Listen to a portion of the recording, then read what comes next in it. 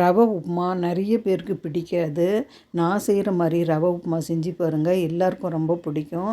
Hi viewers, எல்லோரும் எப்படி இருக்கீங்க? நான் நல்லா இருக்கேன். கௌசி குக்கிங்லேருந்து உங்கள் கௌசி தான் பேசுகிறேன். நான் இன்றைக்கி என்ன செய்ய போகிறேன்னா, ரவை உப்புமா தான் பண்ண போகிறேன். 1.25 கப்பு ரவை எடுத்துக்கிறேன். அதுக்கு 2 பெரிய வெங்காயம் கட் பண்ணிக்கிறேன். கொஞ்சமாக கருவேப்பிலை, 2 பச்சை மிளகா, இஞ்சி பொடியாக கட் பண்ணது ஒரு சின்ன பீஸு, ஒரு தக்காளி, ஒரு ஸ்பூன் உளுத்தம்பருப்பு, ஒரு ஸ்பூன் கடலைப்பருப்பு எடுத்துருக்கேன். பாருங்கள், எண்ணெய் வந்து 50 mlக்கு கொஞ்சம் அதிகமாக எடுத்துக்கிறேன். எண்ணெயும் வெங்காயமும் கொஞ்சம் அதிகமாக போடுங்க இந்த உப்புமாவுக்கு.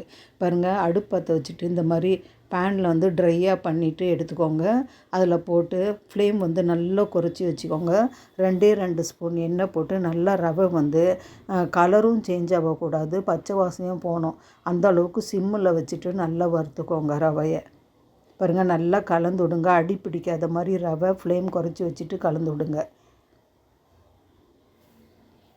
நான் எண்ணெய் எடுக்கிறேன், 50 ml கொஞ்சம் அதிகமாக எடுத்திருக்கேன். நீங்கள் வந்து எண்ணெய்க்கு பதிலாக பாதி எண்ணெயும் பாதி நெய்யும் கூட நீங்கள் எடுத்துக்கலாம். டயட் இல்லாதவங்க அந்த மாதிரி எடுத்துக்கலாம். பாருங்கள், கொஞ்சமாக எண்ணெய் போட்டு ஒரு 2 ஸ்பூன் அளவுக்கு நல்லா கலந்து விடுங்க. ரொம்ப செவக்கக்கூடாது ரவை, அதே வந்து பச்சை வாசனையும் போயிருக்கணும். பாருங்கள், நான் ரவையை வறுத்து வச்சுட்டேன். கொஞ்சம் இப்போ வந்து அடுப்பு பற்ற வச்சுட்டு மறுபடியும் பாருங்கள், இந்த மாதிரி பாத்திரம் வச்சுருக்கேன். ஒரு 50 ml அளவுக்கு எண்ணெய் போட்டுக்கோங்க. எண்ணெய் சூடானோடனே நீங்கள் நல்லெண்ணெய் மட்டும் எடுக்காதீங்க, வேறு எந்த எண்ணெய் வேணாலும் போட்டுக்கோங்க. பாருங்கள், 1 ஸ்பூன் கடுகு போட்டிருக்கேன். கடுகு கொஞ்சம் வெடிக்கட்டும். கடலைப்பருப்பு, உளுத்தம்பருப்பு போட்டுக்கிறேன். நீங்கள் உளுத்தப்பருப்பு போடலைனாலும் பரவாயில்ல, கடலைப்பருப்பு 1 ஸ்பூன் போட்டுக்கோங்க. இதில் வந்து காஞ்ச மிளகா கூட நீங்கள் சில பேர் போடுவாங்க, அந்த மாதிரியும் நீங்கள் போட்டுக்கலாம். நல்லா வறுத்துக்கோங்க. ரொம்ப வறுப்பட வேண்டாம், கடலைப்பருப்பு தீஞ்சிடும். அதனால் பாதியாக வறுப்படும் போது இஞ்சி போட்டுக்கோங்க. பாருங்கள், இந்த அளவுக்கு கலர் சேஞ்ச் ஆனால் போதும் கடலைப்பருப்பு. பாருங்கள், நம்ம கட் பண்ணி வச்ச இஞ்சியை வந்து ரொம்ப பொடியாக கட் பண்ணிக்கோங்க. இஞ்சி 2 பச்சை மிளகாய் எடுத்திருக்கேன். உங்களுக்கு இன்னும் அதிகமாக வேணுன்னா இன்னும் அதிகமாக கூட போட்டுக்கோங்க. பாருங்கள், நல்லா கலந்து விடுங்க. இந்த பச்சை மிளகாய் வாசனை வந்து உப்புமாவில் இந்த மாதிரி எண்ணெயில் வறுத்துட்டிங்கன்னா கொஞ்சம் டேஸ்ட்டாக இருக்கும் உப்புமா. பாருங்கள், இப்போ நம்ம கட் பண்ணி வச்சுருக்கிற வெங்காயம், கருவேப்பிலை எல்லாமே போட்டுக்கலாம். தக்காளி மட்டும் நான் போடலை. இப்போவே தக்காளி போட்டிங்கன்னா அந்த உப்புமாவோட கலர் வந்து ஒயிட் கலர் சேஞ்ச் ஆகிடும். அதனால் தண்ணி போட்டு கொதிக்கும் போது நீங்கள் வந்து தக்காளி கட் பண்ணி போட்டிங்கன்னா கலர் சேஞ்ச் ஆகுது, உப்புமா ஒயிட்டாகவே இருக்கும். இது வந்து டிப்ஸு. பாருங்கள், வெங்காயம் வந்து ரொம்ப வறுப்படக்கூடாது, ஒரு கண்ணாடி பதம் வரைக்கும் வறுப்பட்டால் போதும். கொஞ்சம் வெங்காய வாசனை வரணும், ரொம்ப வறுப்படக்கூடாது வெங்காயம். இந்த மாதிரி மெத்தடில் நீங்கள் உப்புமா செஞ்சு பாருங்கள். ஹோட்டலில் செய்கிற அதே டேஸ்ட்டில் இருக்கும் உப்புமா.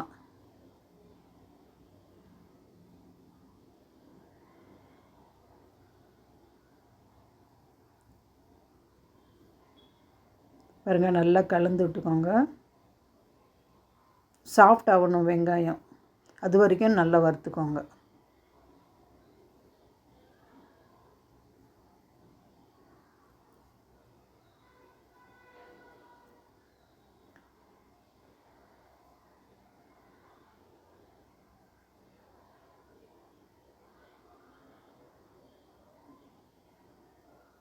பாருங்கள், இப்போ வந்து நம்ம 1.25 கப்பு ரவை எடுக்க போகிறோம்.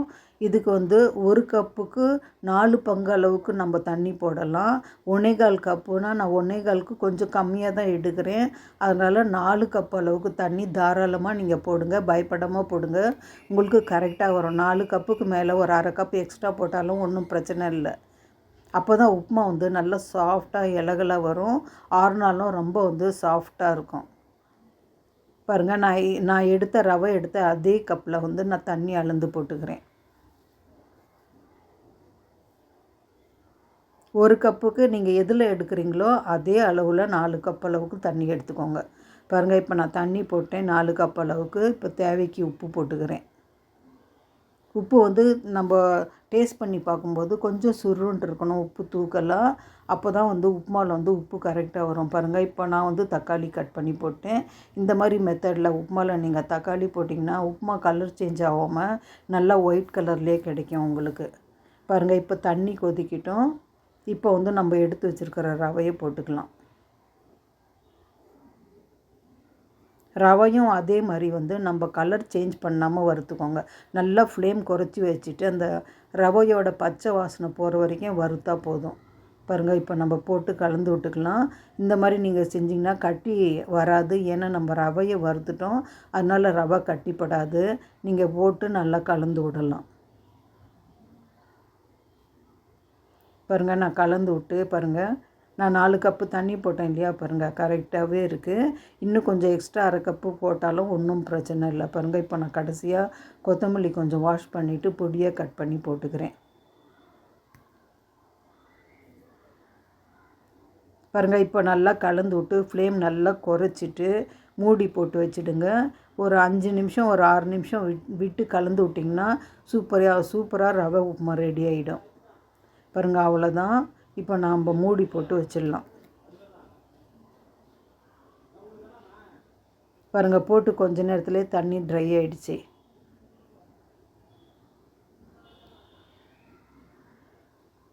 ஃப்ளேம் வந்து நல்லா குறைச்சி வச்சுக்கோங்க.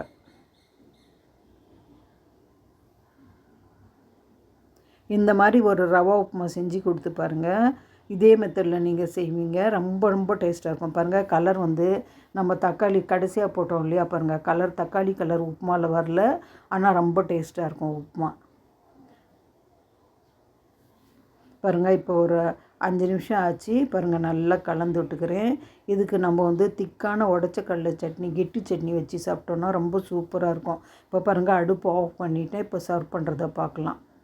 பாருங்கள், எவ்வளோ இலகுலாக இருக்குது உப்புமா. ரொம்ப டேஸ்ட்டாக இருக்கும். இது 6 நாளும் இதே அளவுக்கு இருக்கும். நான் பாருங்கள், எவ்வளோ சாஃப்டாக இருக்குது உப்புமா. இது ரொம்ப இலகுலாக இருக்கும். வாயில் போட்டோம்னா கரையிற மாதிரி இருக்கும். அவ்வளோ டேஸ்ட்டாக இருக்கும்.